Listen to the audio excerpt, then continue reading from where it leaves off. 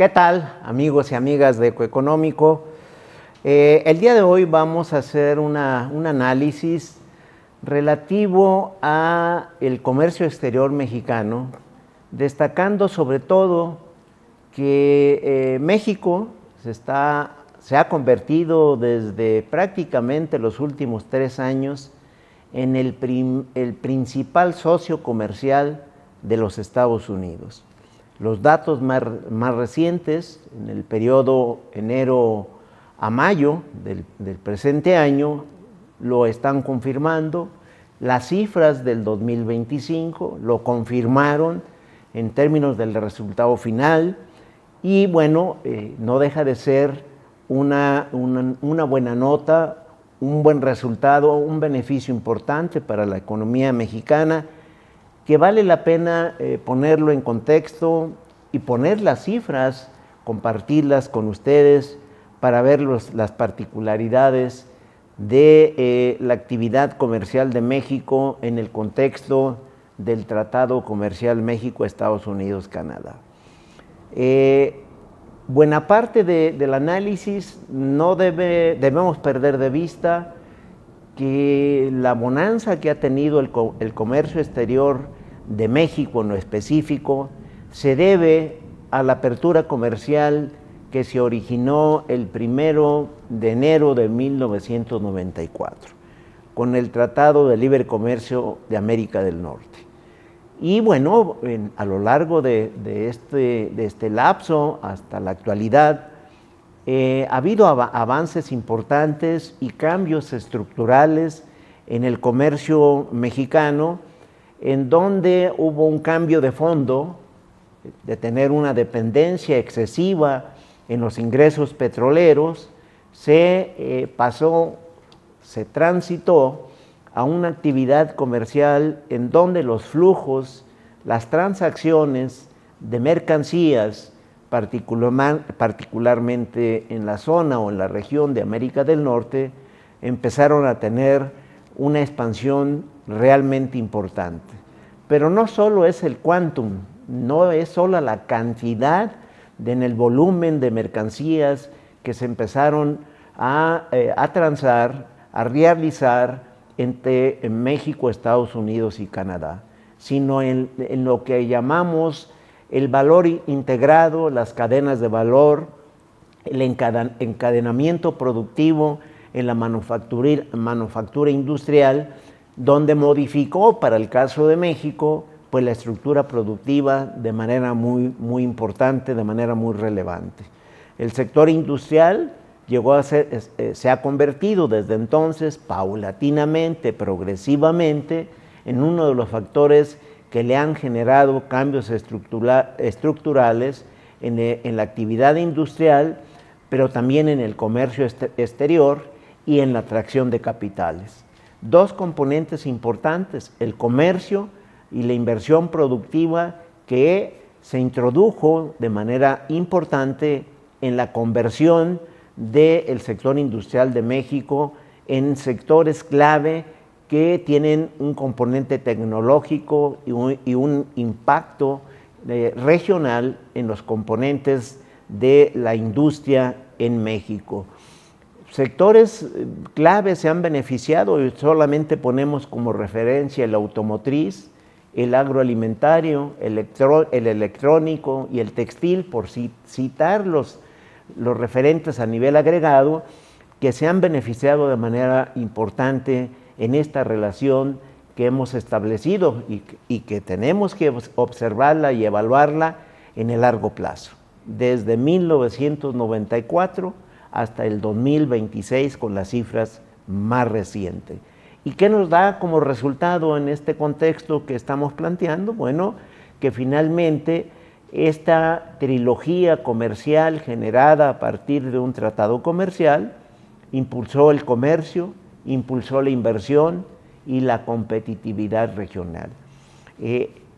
América del Norte, a lo largo de la historia, se ha convertido como la región más competitiva en relación a otros bloques comerciales o en relación a otras regiones económicas del mundo. Y eso vale la pena resaltar ¿Por qué razón es importante resaltar? Porque hay una integración por encima de la política económica, por encima de la política pública de los tres países, en donde las empresas o en lo específico se empezaron a integrar, a crear componentes, a crear procesos complementarios, a buscar espacios y oportunidades para buscar un mejor costo, hacerlo más competitivo, compartiendo procesos de producción. Y nos parece que en esa perspectiva tenemos que evaluar esta relación comercial que tiene orígenes, insisto y subrayo, desde 1994. Obviamente que las trabas son los que empiezan a ser obstáculos, y las trabas más recientes, pues lo hemos establecido en este espacio, tiene que ver con la política comercial, con la política proteccionista que ha asumido el gobierno de los Estados Unidos y la gestión de Donald Trump. Eso es una de las trabas que pues, ha hecho más complejo las operaciones comerciales entre empresas, entre sectores productivos, incluso el sector agrícola, para hacer más fluido el comercio entre los tres países.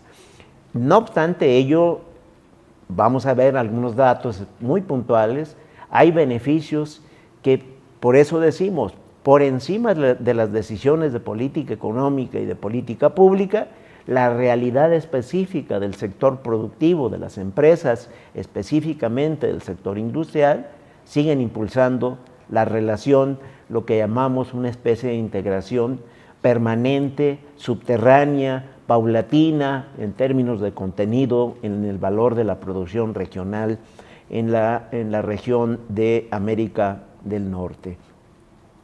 Hay evidencia en todos los sectores específicos en donde la inversión extranjera directa ha sido un núcleo importante, derivado más recientemente de la relocalización industrial, también de la certidumbre que ha planteado, pese a vicisitudes en la relación comercial, el tratado en términos generales ha generado certeza en los inversionistas, repito, con reservas, con acotaciones a partir de la política que ha establecido el gobierno estadounidense. Lo cierto es que la realidad está ganando por encima de las decisiones de política económica.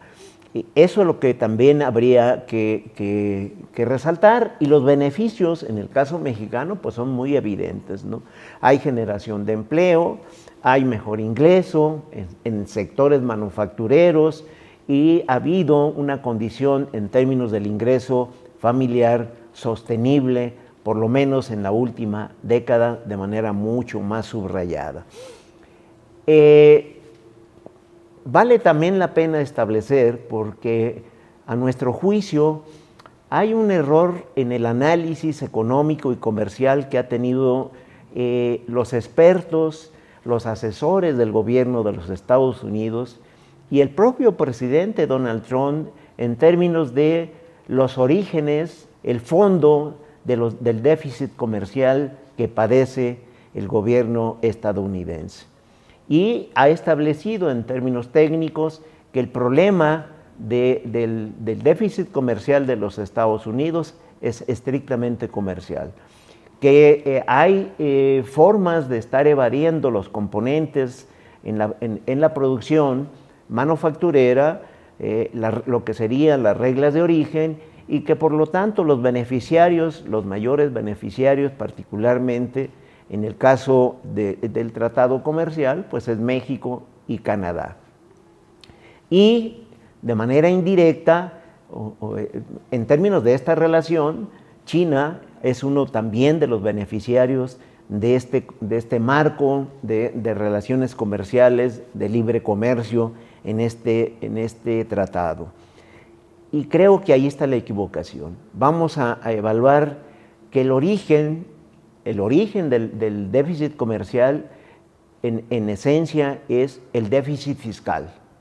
Es decir, el desequilibrio que se origina por exceso del gasto sobre los ingresos del gobierno de los Estados Unidos y que se traslada en términos comerciales a este diferencial que, bueno, desde el año 2024 podríamos establecerlo, el periodo más reciente, ha preocupado al gobierno de Estados Unidos con déficits realmente que sobrepasan las condiciones económicas y que ha obligado, a final de cuentas, a adquirir deuda que a estas alturas pues ya representan el 120% de su Producto Interno Bruto.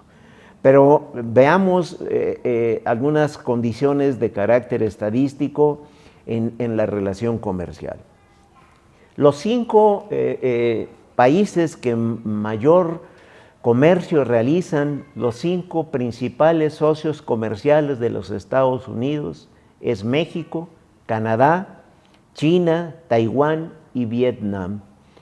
Estos, en términos del comercio, incluyendo exportaciones e importaciones, el total del comercio de estos 5 países es de poco más de $1 billón. Del total, en el lapso que hacemos referencia, entre enero y mayo del 2026, el total de comercio que realiza Estados Unidos es de $2.5 billones. Estos 5 países participan con el 1.1 billones de dólares. Pero veamos las particularidades. México se sigue sosteniendo como el socio número 1. El total de comercio en estos 5 meses, enero-mayo del 2026, entre exportaciones e importaciones, suma poco más de 404,000 millones de dólares. Es el total del comercio en estos 5 meses del 2026. Pero Estados Unidos le compra a México poco más o cerca de 243,000 millones de dólares y le compra a México productos a Estados Unidos por 161,000 millones de dólares, poco más de 161,000 millones de dólares. De manera que México tiene un superávit con respecto a Estados Unidos arriba de 81,000 millones de dólares en estos 5 meses del 2026. Si lo queremos ver de otra manera, Estados Unidos reportó un déficit comercial en este periodo de 81,000 millones de dólares, poco más de 81,000 millones de dólares con México. El total del comercio, como ya vimos, poco más de 404,000 millones de dólares, representan el 16.3% del total del comercio que realiza los Estados Unidos. El segundo lugar lo tiene Canadá. El total de comercio que realiza Canadá en este periodo, al cual hacemos mención, es de poco más de 307,000 millones de dólares y representa el 12.4% del total del comercio que realiza nuestro vecino país. Hay particularidades. En el caso de Canadá, el déficit de Estados Unidos es de poco más de 18,000 millones de dólares. Si lo vemos en otra perspectiva, Canadá tiene un superávit por 18,435 millones de dólares. Esto significa que Estados Unidos le compra a Canadá algo así de cerca de 163,000 millones de dólares y le vende 144,000 millones de dólares. Es decir, la balanza comercial para Estados Unidos es negativa. Y el caso de China. En el caso de China, el total de comercio es de 150,000 millones de dólares, el 6.1% del total del comercio que realizó en este periodo Estados Unidos en materia comercial. El déficit, y es parte del análisis que vale la pena evaluar con detenimiento, el saldo de Estados Unidos es deficitario en 58.279 millones de dólares. Es decir, China tiene un superávit, y lo vemos en el otro ángulo, de 58.000, poco más de 58.000 millones de dólares. Esto significa que compra alrededor de los 104.000 millones de dólares y le vende muy poco, ¿no? Poco más de casi los 46.000 millones de dólares. Y bueno, por eso el saldo es negativo. Ahí tenemos tres referentes importantes de la situación comercial que guarda Estados Unidos con sus principales socios comerciales, destacando principalmente para nosotros, para nuestro análisis, el caso de México. México sosteniéndose como el principal socio comercial de nuestro vecino país del norte. Hay aspectos a destacar que vale la pena no perder de vista. En principio, buena parte de las razones del déficit comercial de los Estados Unidos tiene que ver con las cadenas de suministro en su proceso de integración. Los requerimientos que hoy demandan las empresas, lo decíamos hace un momento, superan a la expectativa que se ha creado el gobierno para corregir los déficits comerciales, cuando la demanda en términos de los procesos de insumos, requerimientos de insumos, insumos intermedios, insumos industriales, pues requieren de manera efectiva mayores flujos de comercio. Y el otro, sin duda, es la relocalización industrial, que pese a las limitaciones que le ha establecido Estados Unidos a las empresas de origen estadounidense, japonés, de Taiwán, lo importante es que estas empresas han logrado pues tener la suficiente capacidad para dividir procesos, y hay muchos casos que vienen a colación. El caso de Toyota, en donde aparentemente retira inversiones en una expansión importante del norte del país a un proceso o parte de su proceso hacia los Estados Unidos. Pero la estructura de esta empresa sigue en México. Una parte la está utilizando, que tiene que ver con la distribución particularmente de productos terminados, para aprovechar los incentivos fiscales que ofrece el gobierno de los Estados Unidos. En este mismo sentido, Nissan tiene esta misma evaluación y determinación, donde algunos de los procesos, sobre todo los que tienen que ver con el consumo final, se hacen específicamente en los Estados Unidos, pero la estructura productiva en términos de mediano plazo la siguen sosteniendo en México. Y la apuesta es muy sencilla. Buena parte de estas empresas de tamaño mundial, de origen global, que abastecen prácticamente la industria automotriz a nivel internacional, pues están muy claros que la política de protección hacia la parte comercial y fiscal de los Estados Unidos pues está en una perspectiva de 2 años. Y eso me parece también muy puntual, que las empresas están evaluando la decisión que tome el gobierno de los Estados Unidos una vez que se haya realizado el cambio de gobierno, independientemente del partido que gane, que haya un cambio en la política comercial y en la política económica. Pero lo destacamos hace un momento, el verdadero origen del desequilibrio comercial, decíamos hace un momento, tiene que ver con el déficit fiscal del gobierno de Estados Unidos. Un país que gasta más de lo que produce, tiene que comprar su diferencial al resto, el diferencial a países extranjeros del mundo. Los países extranjeros compran bonos de los Estados Unidos en una perspectiva de largo plazo, y los Estados Unidos compran bienes en mayor medida de lo que les vende. Y ahí está el origen del déficit comercial. Estados Unidos compra más productos y vende menos productos a los países, no solo los socios de manera directa, sino en el conjunto del comercio mundial. Y ese es el origen principal del déficit que hoy padece los Estados Unidos y que se convierte en uno de los problemas estructurales de largo plazo para el gobierno de los Estados Unidos. La perspectiva en términos de comercio exterior para México, no obstante la política restrictiva de los Estados Unidos, no obstante la política proteccionista con el empleo de la aplicación de aranceles, el comercio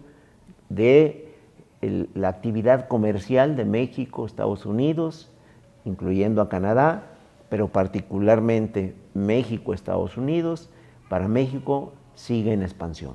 El comercio no se ha detenido, pese, repito, a las políticas las cuales hemos hecho atención. Y hay elementos importantes, adicionales, que no debemos perder de vista. Todo lo que llamamos en economía ahorro externo está teniendo un comportamiento muy robusto en el periodo reciente, particularmente entre enero y mayo del presente año.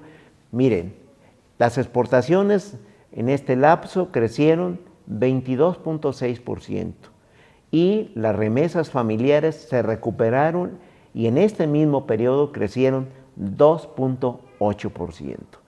Todo parece indicar que la inversión extranjera directa, a partir de los cambios en la relocalización industrial, que paulatinamente ha tenido beneficios para el caso mexicano, va a tener un primer semestre muy importante en relación a lo que sucedió en el 2025. Y ahí viene buena parte de esta recuperación económica, la cual también hemos hecho, pues hemos compartido y hemos planteado con nuestros amigos de Ecoeconómico. Un crecimiento económico para el presente año que más o menos se está planteando en términos de pauta en 1.6% para el 2026, mayor al del 2025, que fue de 0.5%.